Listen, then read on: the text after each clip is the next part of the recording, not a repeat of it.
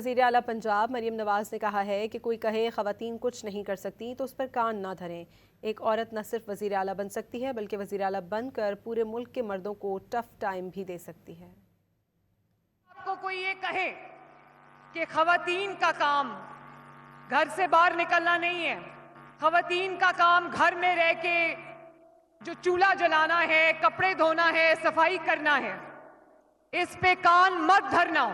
उसकी वजह यह है कि जो ख़वातीन हैं वो घर का काम भी करती हैं और वो बाहर से भी जीत के आती हैं और ना सिर्फ चीफ मिनिस्टर बन सकती है बल्कि चीफ मिनिस्टर बन के पूरे मुल्क के मर्दों को टफ टाइम भी दे सकती है। वज़ीर आला पंजाब मरीम नवाज ने कहा है कि कोई कहे ख़वातीन कुछ नहीं कर सकती तो उस पर कान ना धरें।